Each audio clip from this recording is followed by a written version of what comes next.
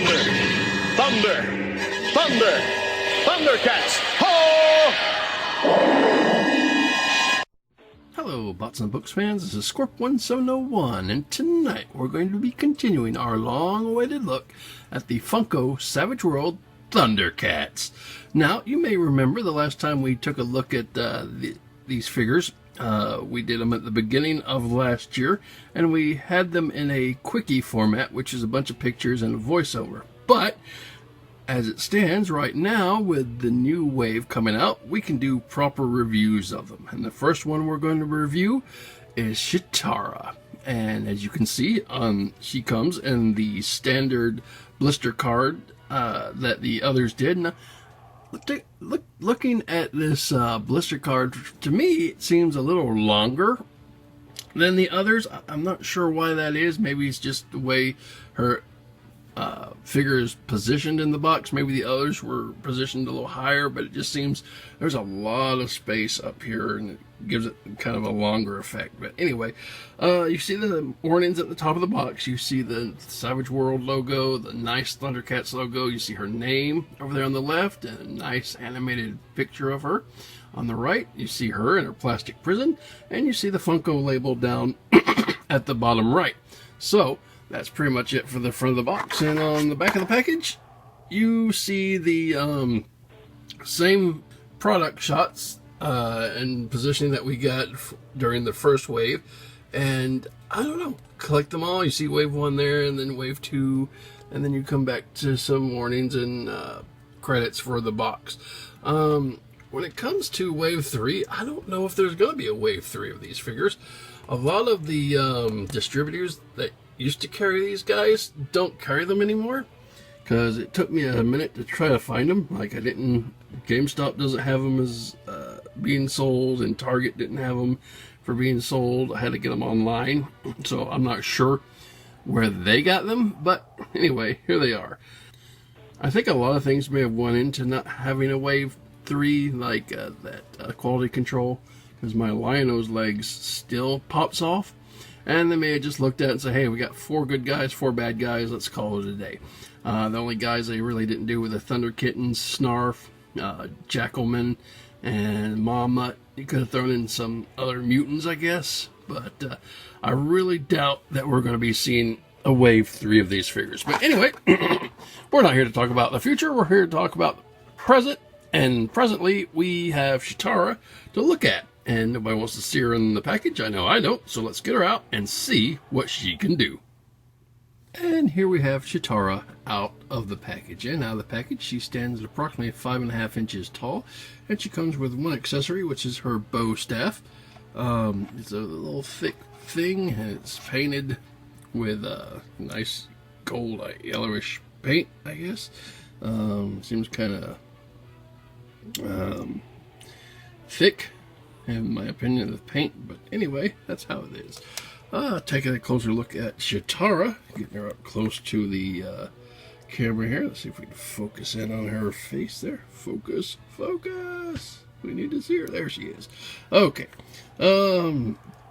She's done in a nice yellow hair with some spots in there. Her face is kind of a paler white, or paler yellow with some nice orange. Her eyes are done really well. Nice little frown there. I guess she was kind of always kind of a melancholy character. She wasn't very you know. And she kind of had this weird voice and tone about her character. But anyway, I guess it works. Nice orange jumpsuit. Thundercat symbol right there on her chest, which is nice. Arms, nice orange here and open here. Got her little bracer there. Hand, got a little paint scuff there, and a little paint scuff here.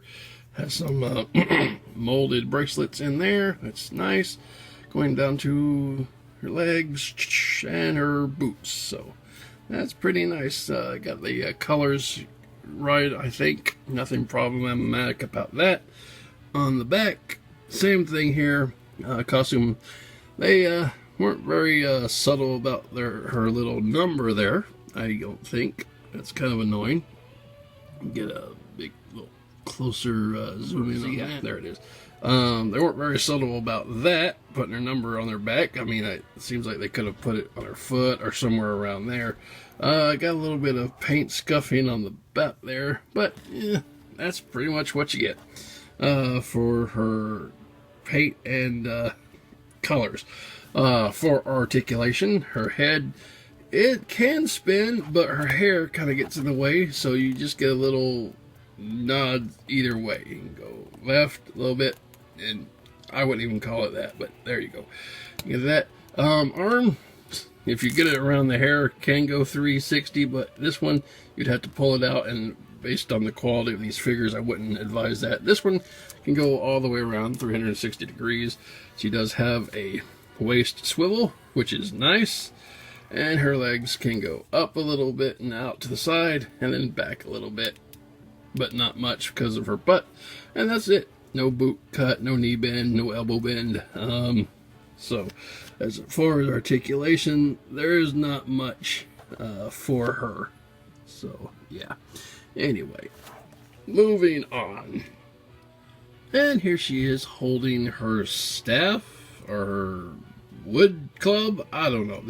That is obviously way too big for her to hold, in my opinion. And she can't hold it with both hands because of the way her hands don't move or articulate. So she could kind of have it in one area, but that's kind of what you're looking at, and it looks totally too big for her little hand.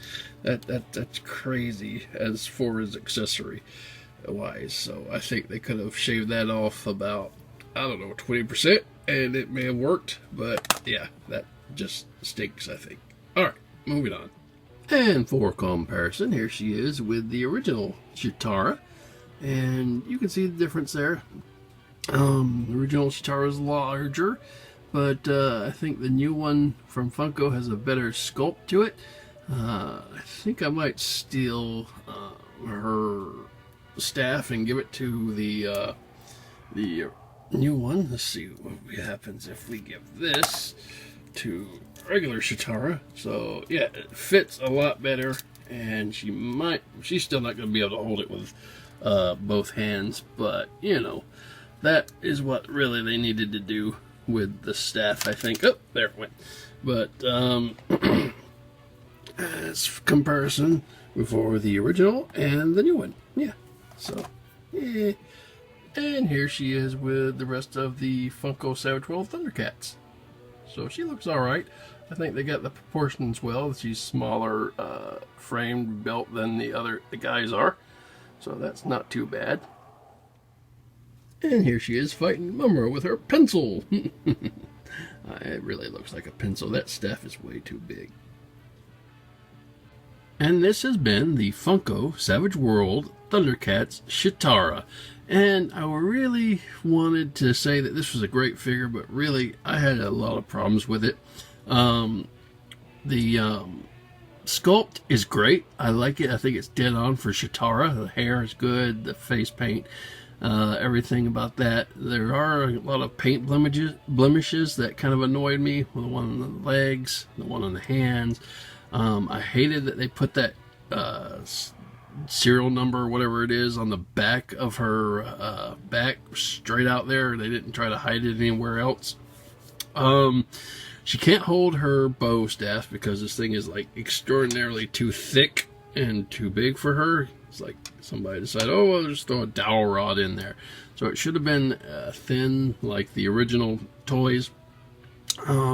It's really hard to get her to stand. You have to get her in the right position, which, you know, a lot of smaller feeted action figures are like that, but I think they could have done a little better. But really, I didn't like the figure, and it's a really shame because I think these Funko Thundercats are cute, but the quality control just isn't there, and I think Funko can do better in the future. But anyway, that's it. You may have a different opinion, and that's fine. If you like it, then good for you. It's your toy. Display it. Have it out. I'm gonna be thankful and wait for the Super 7 later this year, and that we'll get her maybe next year in that lineup. But anyway, that's it, guys. Hope you enjoyed the review, and hope you have a good night. See ya.